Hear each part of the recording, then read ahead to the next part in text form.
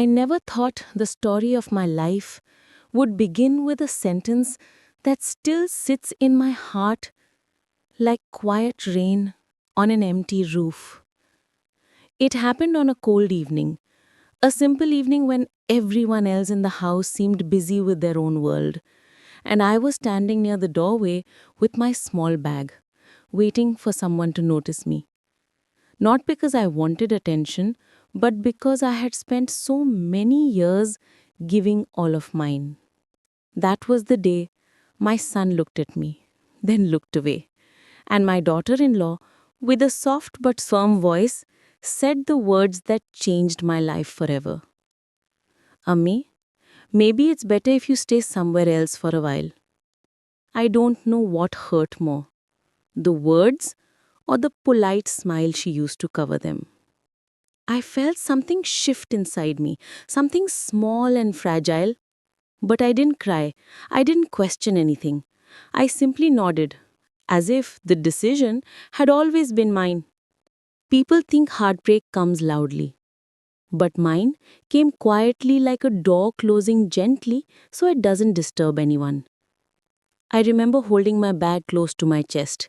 It wasn't heavy, just a few clothes and a lifetime of memories. My son didn't say much. He never really did. He only said, Ammi, don't think too much, we'll talk later. But later never came. And I stood there thinking, when did I become a guest in the home I built with my own hands? When did my place in their lives become optional? The sky was turning grey outside, and I could hear the soft sound of evening traffic. Life was moving everywhere, but inside me, everything had paused. I kept remembering all the years, the cooking, the stories, the small sacrifices no one ever saw, the quiet nights, the silent love only a mother understands. And at the end of all those silent battles, all those swallowed tears, all that patience, he told me I had done nothing. Not in anger, not even to hurt me, but because he truly believed it. And maybe that is what cut the deepest. As I stepped out of the door that evening, I didn't know where I would go. I only knew one thing. This wasn't the beginning of leaving my home. This was the beginning of finally understanding my own heart. I did not leave the house right away. I stood outside for a moment, letting the evening air wrap around me like an old friend who had finally come to check on me. The air was cool, almost gentle, and it touched my face the way my children used to when they were small. Softly, with a kind of innocence that has no memory of pain. I took a slow breath, and for a second, I felt like time was turning backward. Maybe that's why memories began to rise inside me, one after another, like pages of an old book that had been waiting too long to be read again. My life hadn't always been this quiet. It had been full, maybe not with comfort or ease, but full with purpose. My family had been my world, my routine, my reason to rise every morning and my tired sigh at night. Before my son grew up, before he married, before the house was filled with silence instead of laughter, life was different. I remember the early days of motherhood. My son, Arsalan, was a small, fragile baby with big eyes that always searched for me. I used to sit beside him for hours, even when he slept, just to watch the calm rhythm of his tiny breathing. Every little rise and fall of his tiny chest felt like a miracle.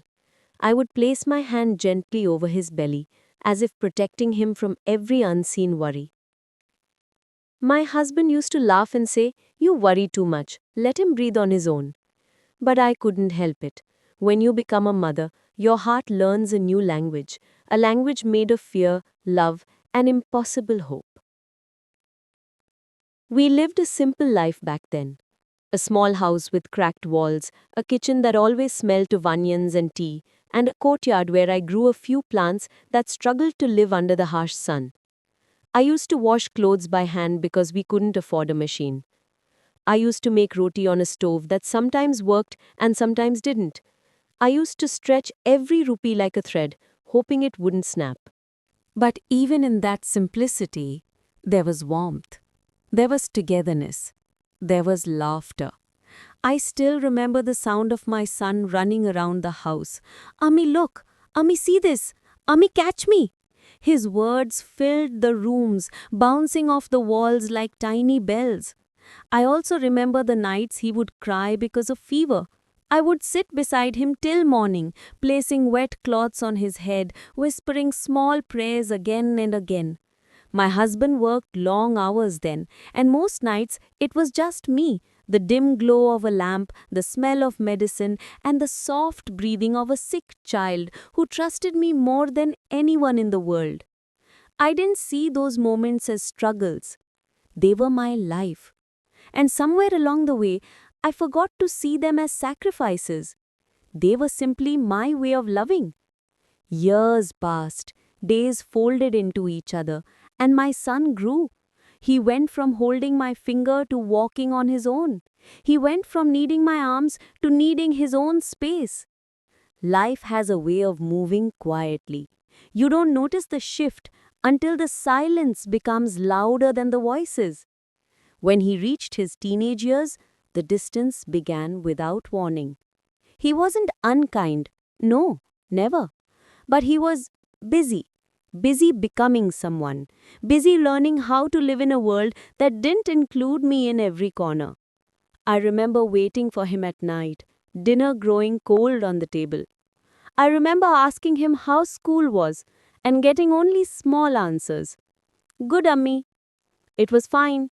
Nothing happened. I used to smile, pretending his short replies were enough. I didn't want to become a mother who complained. I didn't want to burden him with my longing. But every mother knows when her place starts to fade. Still, I held on to hope. I told myself this was natural. Children grow up, the circle changes, everyone finds their own direction. So I stayed close, but not too close. Present, but not pressing. Loving, but quiet. Then came the day he told me he wanted to marry. Her name was Aisha. She was gentle the first time I met her. She called me auntie with a shy smile. She said she wanted to learn cooking from me and that she hoped we could be friends. I believed her. Why wouldn't I? Weddings happen too quickly. One moment you're choosing clothes and making lists, and the next moment the house is full of new footsteps. After the marriage, I tried my best to welcome her into our home, into our life. I would teach her recipes slowly, step by step. I would show her where we kept everything, telling her the small details of how our home worked. She listened. But there was a kind of polite distance in her eyes, a thin curtain I could not move aside. My son changed too. Not in a bad way, just in a different way. He was attentive to her, thoughtful, eager to keep her happy. I liked seeing him like that, even if it meant less time with me. I would sit in the living room sometimes, listening to their laughter from behind the half-closed kitchen door. I would hear him say, "Are you tired? Should I help you?" Words he had never said to me. It didn't hurt exactly. It just made me wonder if I had raised him too quietly, too softly, too completely. Days turned into weeks. My place in the house shifted again, slowly, silently, like furniture being moved an inch at a time. You don't notice the change until suddenly everything looks different. Aisha began taking over the kitchen, which I didn't mind. I stepped back because I wanted her to feel like the house was hers too. But in stepping back, I didn't realize how far away I was walking. Soon she was the one choosing what to cook. She was the one deciding how things were done. I found myself asking permission in my own home. Should I make tea? Do you need help? Is it okay if I wash the dishes? Each time she would smile kindly and say, "No, auntie, it's okay. Please rest." And so I rested. I rested until resting became my only role. My son would come home and sit with her. They would talk about their day, laugh about small things, share their little frustrations, and I would sit nearby, knitting something that no one had asked for, listening to their voices like someone listening from outside a window. They weren't cruel, they didn't push me out. They simply built a world where I didn't fit as easily anymore. I told myself this was my own doing, my own silence, my own way of giving space. And in that silence, a new kind of loneliness grew. It wasn't sharp, it wasn't loud. It was slow, like water rising inch by inch, until you realize you're standing in the middle of a quiet flood. And the strange thing is, you don't know when to call for help. You don't even know if you should. But even then, even when I felt the distance, I never thought the day would come when they would ask me to leave. I never imagined I would stand at the doorway years later, holding a small bag, hearing words that would echo long after the door closed. That day didn't start suddenly. It had been approaching for years, hidden inside small changes, quiet gestures, and the slow fading of the place I once held so firmly. And all of that, the memories, the years, and the quiet sacrifices were waiting inside me the evening my daughter-in-law said those words. Life does not break all at once. It wears down quietly, little by little, until one day you touch the place where your heart used to feel strong and you realize it has become thin like old fabric. That is how the conflicts in my home began, not with arguments. Not with harsh words, but with small, quiet changes that seemed too minor to question, until they formed a wall. It started with mornings. I used to wake first.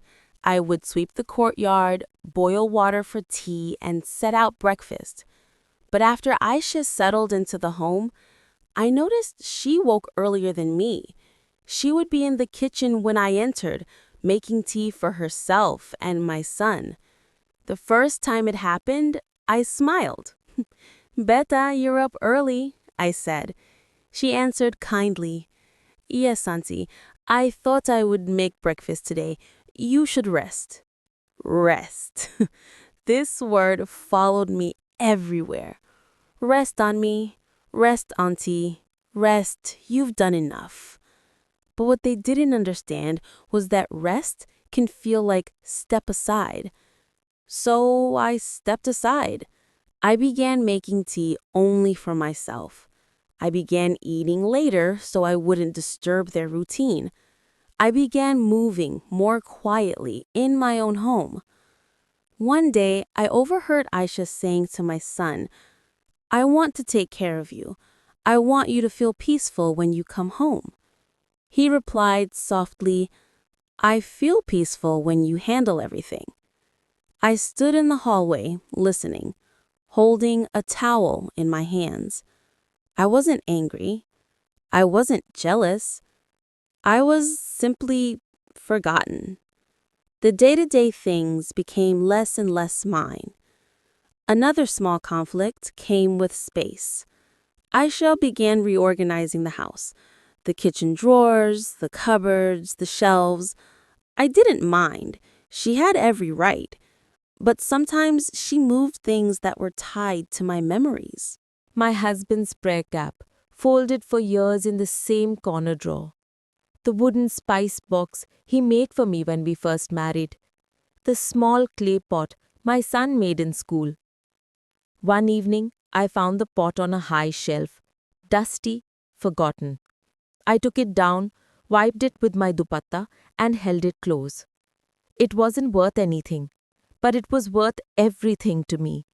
Aisha saw me holding it and said gently, "Auntie, these small things take up so much space. We don't use them anymore." I nodded even though my heart shook a little. She didn't mean to hurt me. She was just building her own life, her own order, her own version of home. But in building her space, Mine slowly disappeared. As the months passed, my son changed too. He didn't talk to me the way he once did. He was polite, respectful, but distant, as if he was always in a hurry to go somewhere else, mentally or physically. I would ask him about work. His answers were short. It's fine, Ammi. Busy. Just tired. And then he would go to his room. Sometimes I would hear him laughing with Aisha, talking about shows they watched, plans they wanted to make, places they wanted to visit. I would smile from afar, but inside something would tighten, not bitterness, but an ache that had no name. Then came the unspoken rules. They were never written, never said directly, but they existed between the walls of the house, shaping how I lived. Rule 1. Do not interfere in their plans. Rule 2. Do not call him too often during the day. Rule 3. Do not ask too many questions about their life. Rule 4. Do not correct things in the kitchen. Rule 5. Do not expect them to sit with me every evening. None of these rules were spoken, but silence has a way of teaching you what you are no longer allowed to do. I learned them the hard way, by watching their faces, by hearing pauses in their voices, by noticing the way conversations ended when I entered the room. One evening I made biryani, my son's favorite since childhood. I spent hours preparing it, hoping we could sit together and eat like old times. When he came home from work, I smiled and said, I made biryani today. He glanced toward Aisha, almost asking permission without words. She said, softly but firmly, We already ate at my mother's house. They insisted. He nodded. Yes, Ammi, I am full. I looked at the large pot of steaming biryani. For a moment, the smell brought back memories. My son as a young boy running to the kitchen, hugging me, asking, Is it ready? But he didn't look toward the pot even once. Later that night, I packed the biryani into small containers and gave it to the neighbors' children. They thanked me with bright smiles. Sometimes kindness from strangers feels warmer than silence from your own home. Another day, a small argument broke the stillness of the house, not involving me, but affecting me deeply. My son and Aisha were talking in their room.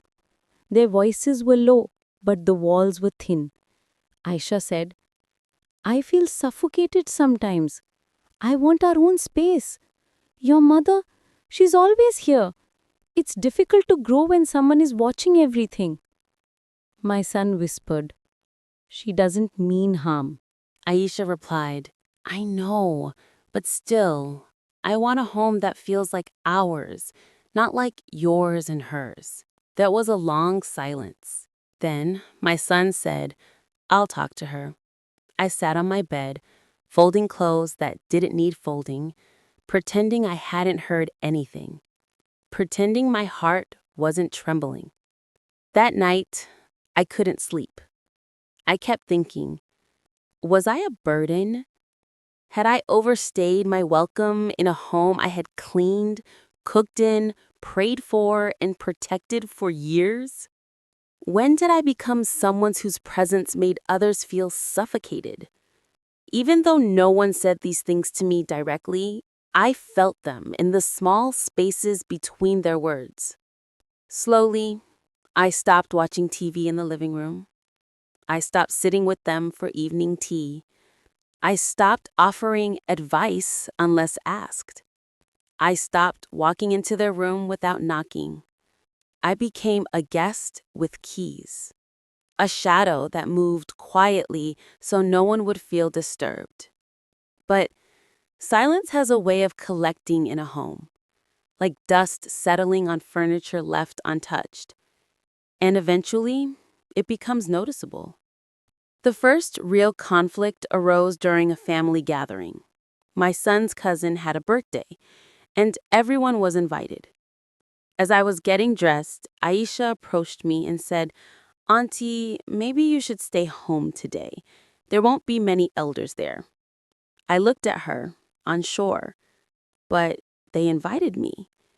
Yes, she said politely, but you get tired after long events. You should rest. Rest. Again. I stayed home. I sat on the sofa in the quiet living room, listening to the ticking clock and the distant noise of children playing outside. When they returned, my son said, "You should have come, Ummi. It was nice." Aisha added casually, "She wanted to rest." I didn't explain. I didn't correct anything. I simply smiled. But that was the day I realized that sometimes you are not pushed out of life. You are gently placed outside of it, one small moment at a time. Then came an even smaller moment, so small it seems silly to even mention it. But small things often hurt the most because they reveal truths we aren't ready to accept. I had a small, steel box where I kept my savings. Little amounts I saved from the grocery budget, gifts from relatives, some old notes my husband gave me before he passed. Aisha found it while cleaning.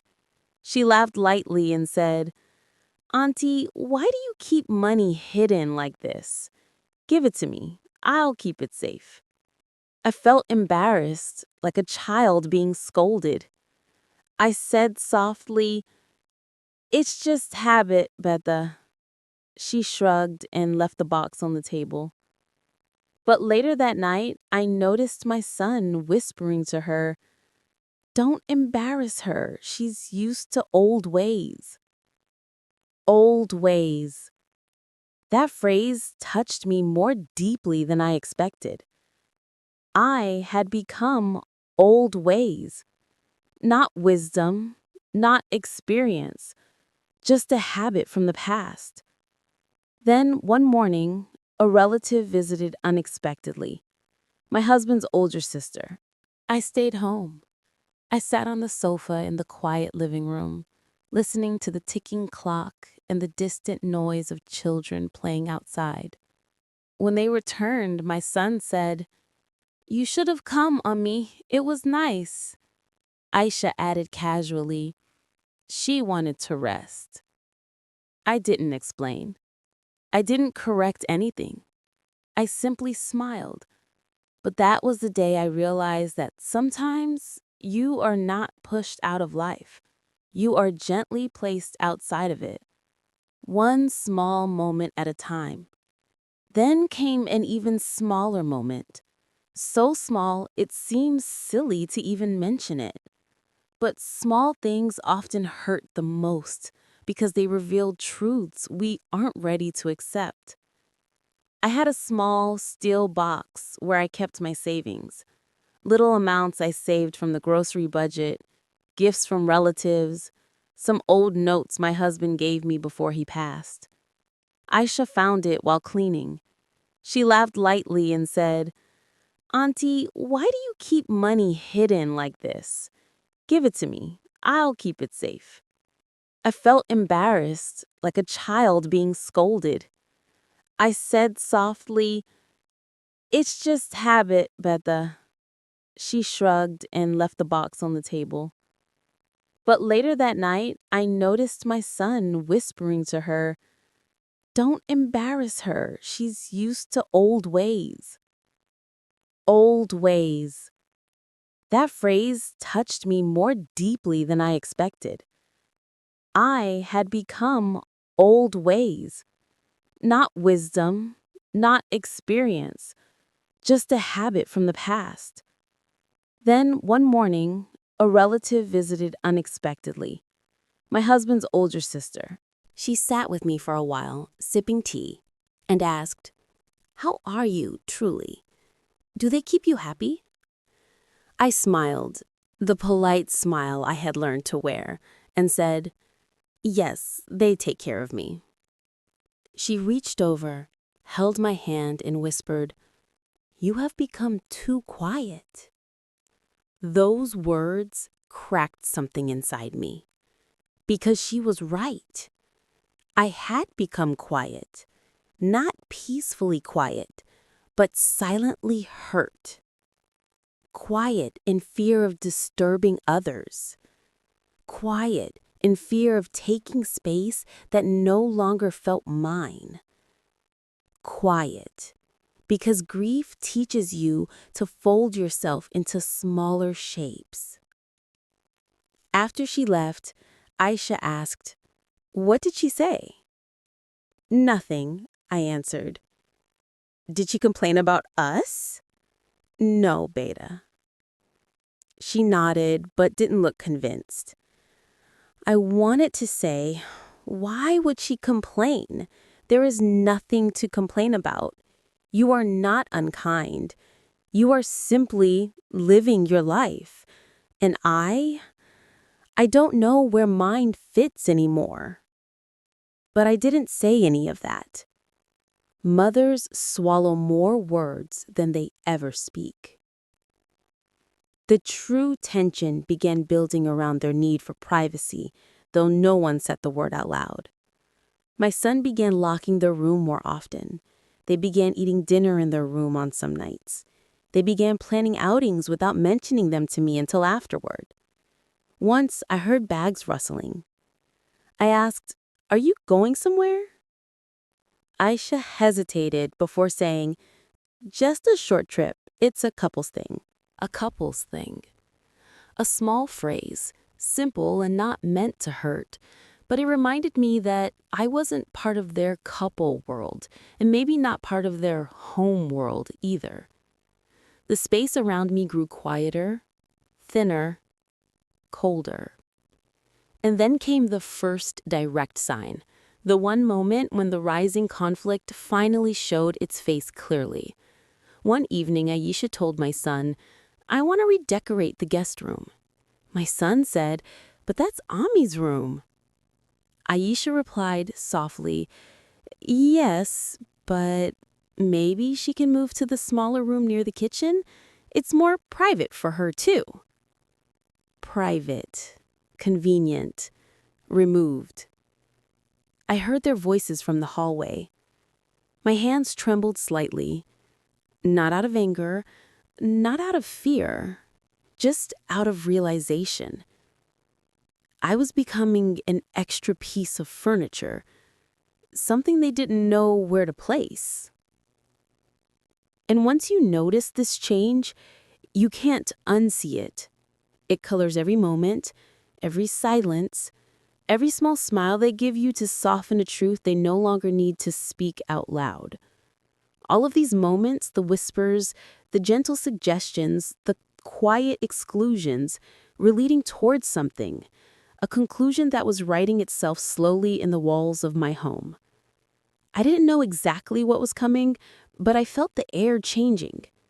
I felt the distance settling deeper, and I felt myself slipping into a space that had no name. A space between belonging and being in the way. Little did I know, the real turning point was waiting just ahead, a single moment that would break whatever was left of my quiet strength. The turning point of a life, it never arrives with thunder. It arrives quietly, like the moment a thread finally snaps after holding too much weight for too long. For me, that moment came on a Sunday afternoon, the kind of afternoon that should have been peaceful, filled with the smell of fresh tea and the soft hum of a family resting after a long week. Instead, it became the moment I realized that I no longer lived in my home. I simply existed inside its walls. The day began normally. I woke early, as I always did. The house was still. The air was cool. I wrapped my shawl around my shoulders and walked to the kitchen to make tea. When I reached the sink, I noticed something small but striking. A new set of cups and plates, bright, matching, modern, placed neatly on the counter. Aisha must have bought them the previous evening. She hadn't told me, but that was all right.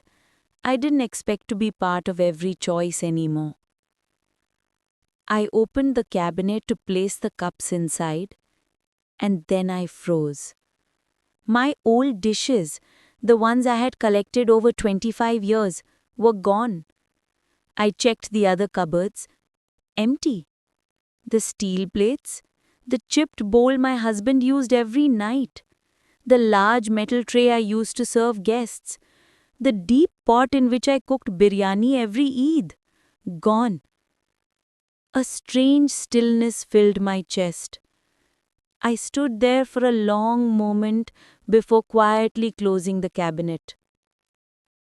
Aisha entered the kitchen a few minutes later, humming softly. She saw me standing near the counter. "Oh, Auntie, good morning," she said with a sweet, unbothered smile. "Did you see? I reorganized the kitchen yesterday. I bought new dishes. They're lighter and look nicer. The old ones were taking too much space." I nodded slowly. "Where did you put them?" She shrugged.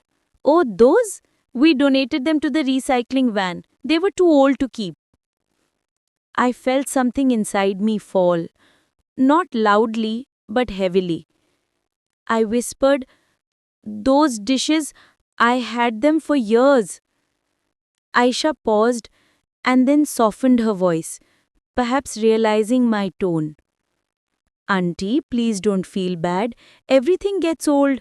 We have to move on." Move on? From what? From memories? From pieces of a home I had built with my own hands? From the last remaining traces of a past where I mattered? I didn't say anything else. I simply walked back to my room and sat on the bed, staring at my hands. The same hands that had scrubbed those dishes for decades, wiped tears off them when my husband passed, fed countless guests, and raised a child. Hands that had washed away their prints, only for the plates themselves to be washed away too. It felt like erasing my existence, politely, gently, without a single argument. Later that day, another moment arrived, a moment that sealed the fate of everything that followed. My son and Aisha had planned to meet a real estate agent, something they had mentioned lightly over the past few weeks but never directly included me in. They were thinking of buying a new apartment, a smaller but more private place. I had pretended not to hear the earlier conversations, but that day the truth stepped directly in front of me. They were getting ready to leave when my son came into my room. He didn't sit down. He just stood near the door as if he didn't want to stay longer than necessary. He said, "Ami, we're going out for a bit." I looked up at him and asked gently, "Going to see the new apartment?" He hesitated. "Yes, just to check the place." "You didn't tell me the location." "It's nothing final yet," he said quickly. "We're just seeing options." There was a pause. A long one. I asked quietly, "And if you move, what about me?" He shifted uncomfortably. His fingers tapped softly on the doorframe. "Ami, you'll be fine." I smiled sadly. "Where will I go?" Before he could answer, Aisha appeared behind him. She entered with a softness that made the moment more painful. "Auntie, we've been thinking, maybe it would be good for you to stay with your sister for some time. You'll have company, and we'll also get space as a couple." Space. Always space. Space that I was apparently taking too much of. I looked at her kind young face, the same face I had welcomed into my home, the same face I had taught how to knead dough and make tea. "Beta, am I in your way?" She looked troubled. "No, auntie, not like that. It's just, every couple needs privacy. And you deserve peace too." My son stayed silent. His silence was heavier than any words. I nodded. I understand. Because mothers always understand, even when it breaks them. They left soon after. Aisha waved.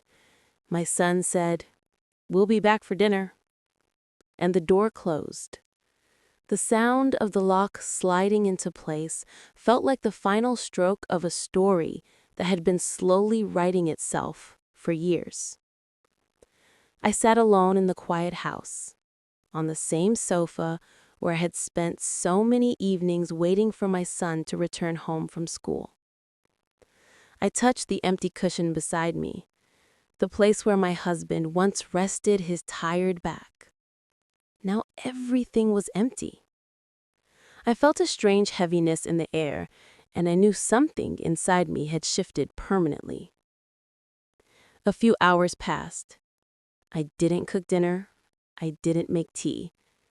I simply sat in silence, hands folded in my lap, letting the truth settle. When they returned in the evening, they walked in, talking excitedly. "It has so much light, didn't it?" Aisha said. "Yes," my son replied. "And the balcony was nice." They fell quiet when they saw me sitting there, staring at nothing. Aisha approached me gently. "Auntie, are you okay?" I nodded. She sat beside me.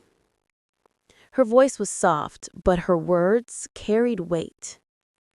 "Auntie, we need to talk." My heart tightened.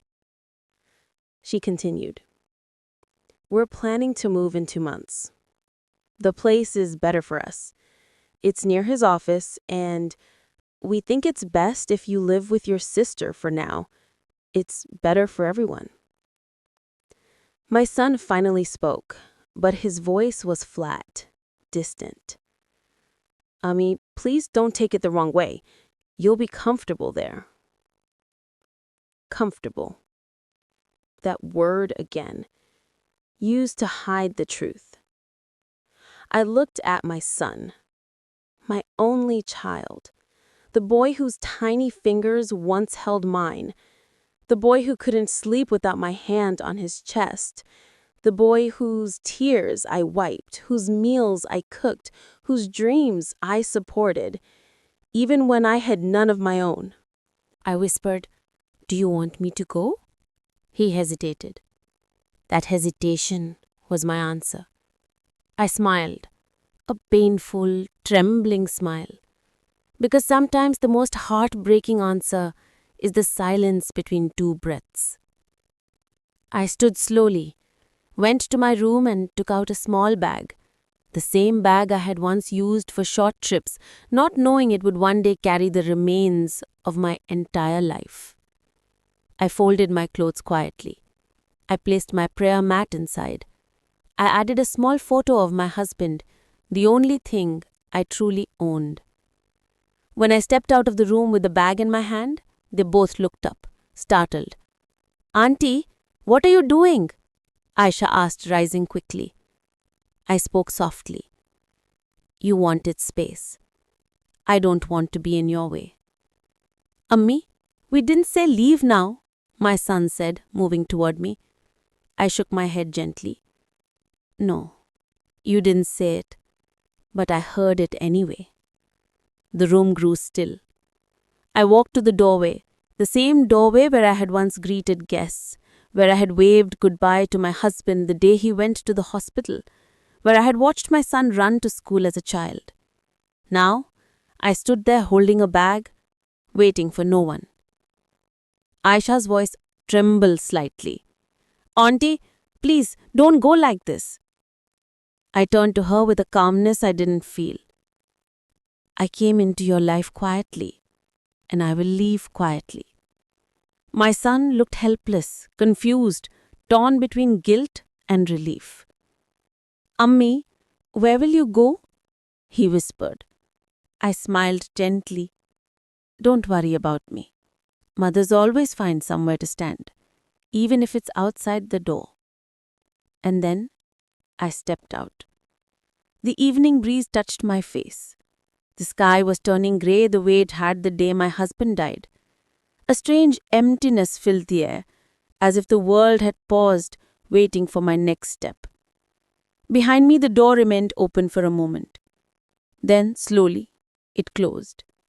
Not slammed, not pushed, just gently, the way endings often arrive. And in that quiet closing, I felt something inside me finally break. Not loudly, not dramatically, Just break. I took slow steps down the street, not knowing where I was going. My sister lived far away. I had no taxi money. I had no real plan. But I kept walking because the home I loved was no longer mine. And staying would have meant begging for a place in a life where I had become a shadow. I chose dignity over presence, silence over pleading, and heartbreak over humiliation. That was the moment, the true turning point, when I realized sometimes the people you love the most can hurt you the deepest, not because they are cruel, but because they forget the story of your sacrifices while you remember every chapter of theirs. That night, the world felt wide and empty, but for the first time in many years, I was free to feel my own pain. I wish I could tell you that the morning after my son's words, I woke up strong. I didn't. I woke up feeling empty, like something inside me had quietly broken during the night. Not loudly, not painfully, just quietly. Like a small thread that held something together simply slipped out of place. The house felt even bigger that morning, and I felt even smaller in it. But something inside me whispered softly, "Keep moving. Do not stop living." And so I got up. I made tea. I warmed my hands on the cup the way I always did. I sat near the window and watched the early light settle on the floor. For a long moment, I stayed still and just breathed, trying not to think of the words, "You have done nothing." But they were there, echoing gently inside me like a cold wind. I closed my eyes and let the silence sit beside me. Sometimes silence is kinder than people. After a while, I whispered to myself, "I am still here. I am still me, and I have lived a life. Maybe no one sees it, maybe no one values it, but I lived it, and that mattered." Later that week, I decided not to call my son. Not out of anger. I just needed space. Space to breathe. Space to let the pain settle in a place where it no longer hurt to touch. When people hurt you, sometimes the heart needs a quiet corner to rest. But life has a way of giving what we need through the most unexpected doors. Because one afternoon, as I was folding clothes in my small, slow rhythm, the doorbell rang. I opened the door and found my granddaughter, Aisha, standing there, breathless, eyes wide, holding a small bag. "Nani," she said softly, "can I stay here tonight?" My heart warmed instantly, like someone had lit a small candle inside me. "Of course, beta," I said, moving aside. She came in and hugged me tightly, a long, silent hug that felt like healing. For a moment, I held her like she was still a little girl running through my courtyard. When she finally let go, she looked at me with soft eyes. "Nani, I heard what Daddy said, and I got angry, very angry." I shook my head gently. "No, no, beta, don't be angry. He was upset. People say things in moments." She didn't agree. I could see it in her eyes. "Nani," she said quietly, "you didn't do nothing. You raised him. You raised me. You taught me how to be gentle. You taught me how to say sorry. You taught me how to make room for people in my heart. I felt my throat tighten. She wasn't done. You saved everyone in this family more times than anyone knows. Her words were like soft hands stitching back the torn edges inside me. That night, we cooked simple food together. She chopped the vegetables, I stirred the pot, and the kitchen felt alive again, warm, familiar, full of a story that had paused but never ended. Later, while we ate quietly, she said something that settled deep in my heart. Nani, I think Daddy forgot, but I remember, and I will always remember. I smiled at her, even as tears collected in my eyes, because sometimes the youngest hearts carry the oldest memories. The next morning, she insisted on accompanying me for a walk. It had been a long time since I walked with someone beside me. We walked slowly, passing the small shops opening their shutters, the old fruit vendor arranging oranges, the children rushing to school with mismatched socks. Life was moving. Life was breathing.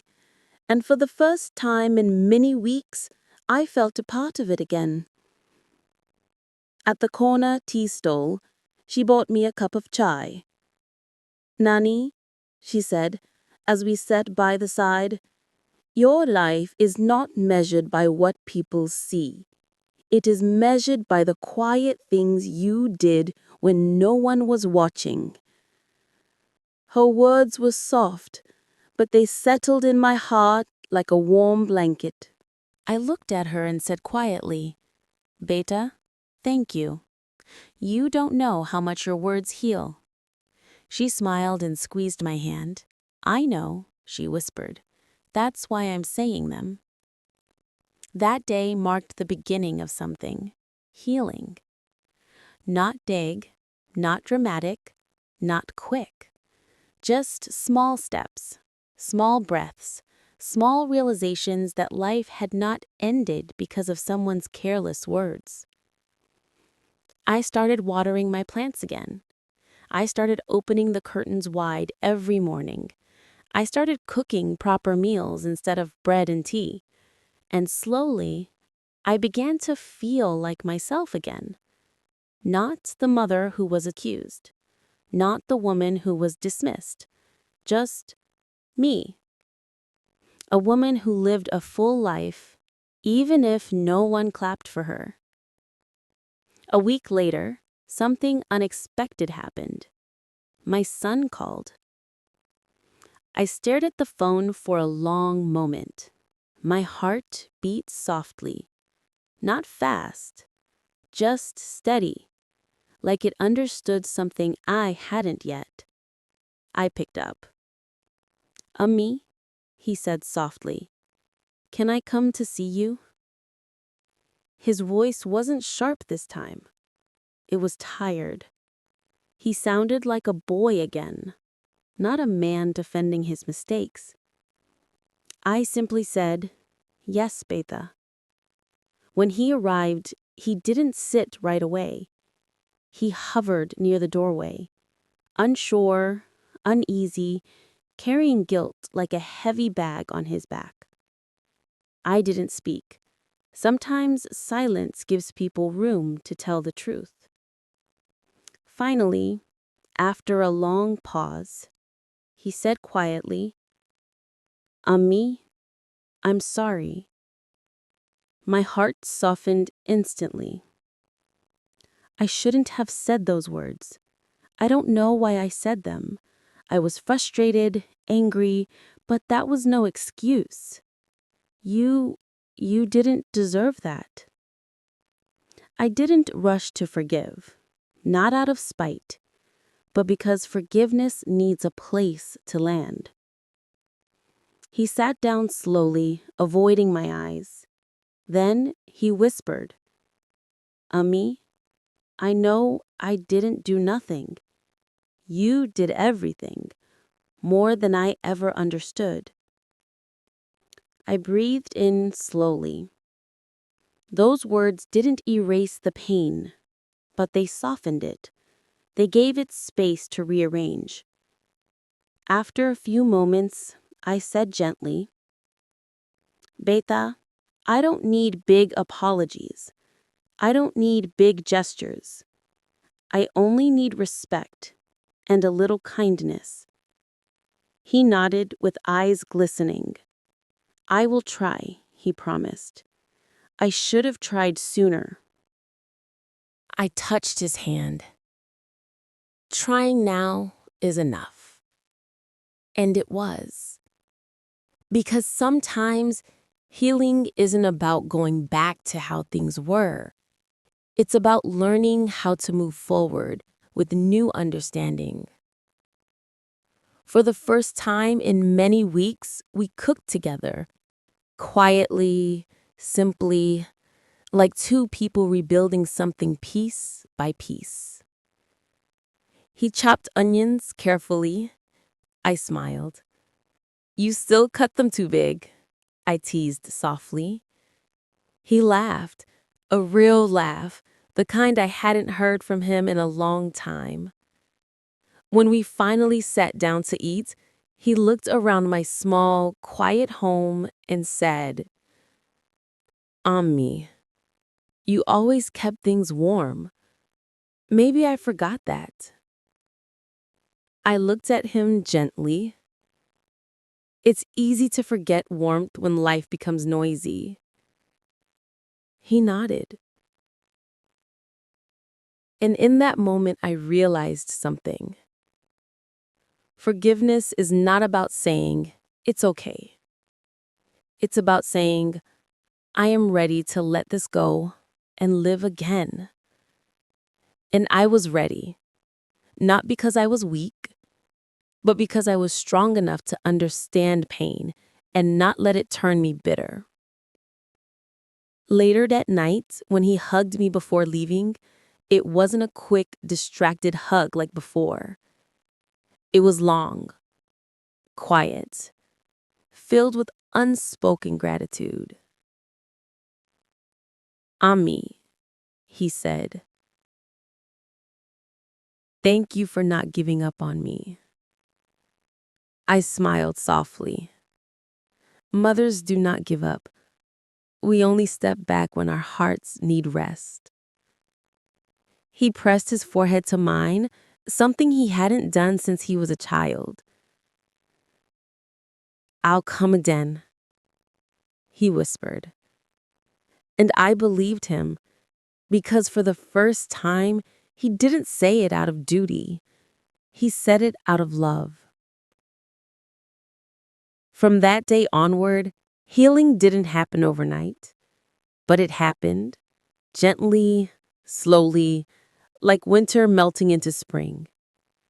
He began visiting on weekends, sometimes with my granddaughter, sometimes alone. We ate simple meals, we talked about small things, we shared quiet moments. And in those quiet moments, I learned something important. The heart can break. The heart can heal. Both things can be true. One evening, as we drank tea together, he said softly, Ammi, I can never repay what you've done. I smiled.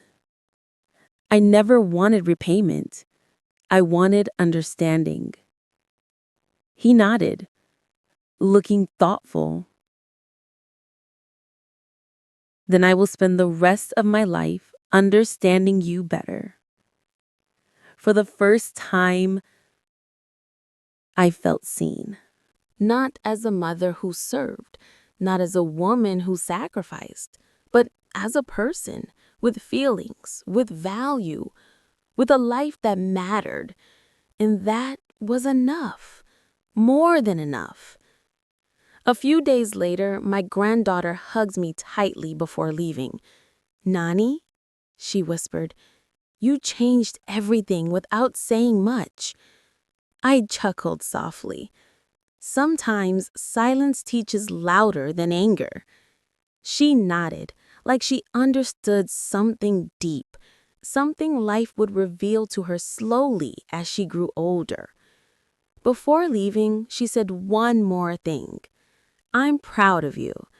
And that was a kind of healing no medicine could ever give. Life didn't become perfect after that.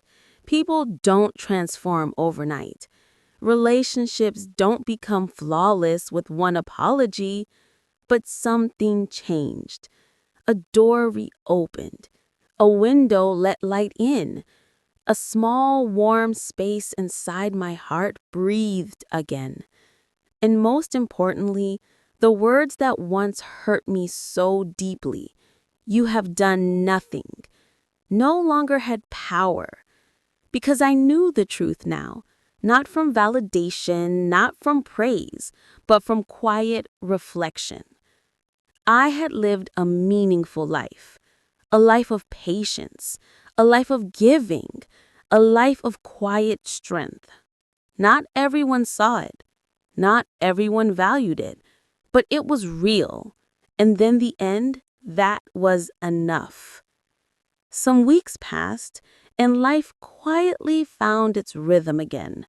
Not the old rhythm, but a new one that felt calmer, softer, and more honest. Some mornings, when the house felt too quiet, I would sit by the window with my cup of tea and watch the world outside move in small, comforting patterns. The children running to school, the old man sweeping the street, the neighbor's cat sunbathing on the wall.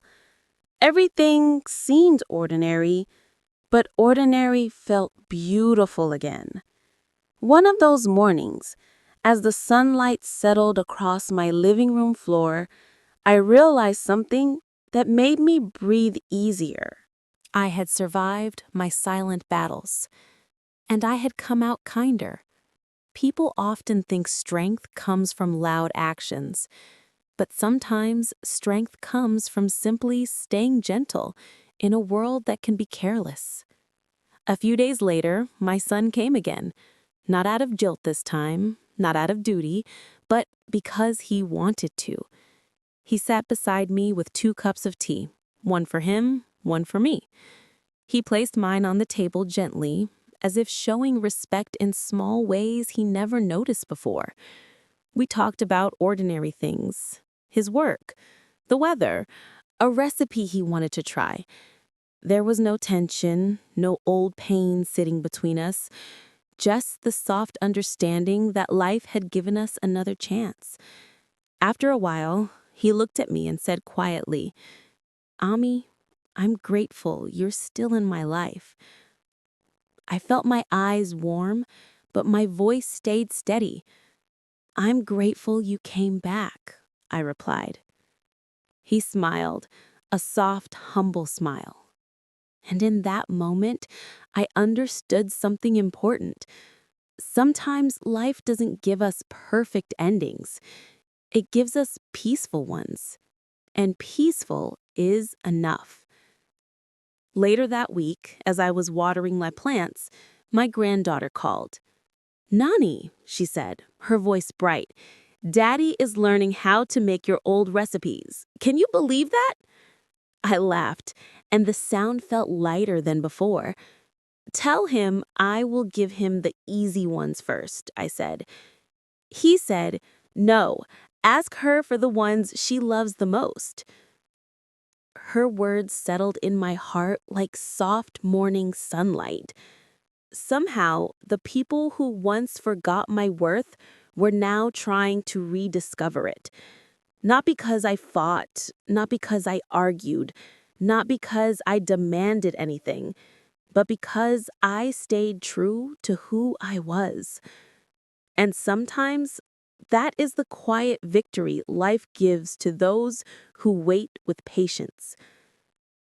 That night, before sleeping, I sat on my bed and let the stillness wash over me. The house was silent, but it no longer felt lonely. It felt peaceful, like a place where a long journey had finally found rest. I thought about all the years, all the sacrifices, all the moments I gave without asking for anything in return. And instead of sadness, I felt a soft pride rise within me. I whispered to myself, I lived with love, and that is never nothing. Because the truth is simple.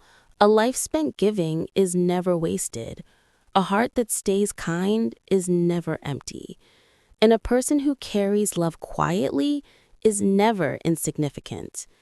Even if the world forgets, even if the people closest to you don't see it right away, someone will remember, someone will understand, someone will hold your story with care. Sometimes it's a granddaughter, sometimes it's a friend, sometimes it's life itself, returning to you in softer ways. In the end, what mattered wasn't a painful word spoken in anger. What mattered was the healing that followed. What mattered was the courage to keep loving, even after being hurt. The courage to forgive without losing yourself. The courage to stay gentle in a world that can be unkind. And so, as I closed my eyes that night, I felt something I hadn't felt in a long time. A quiet peace.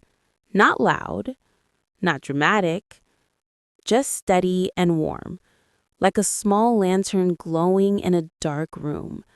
A peace that whispered, you did enough. You were enough. You are enough.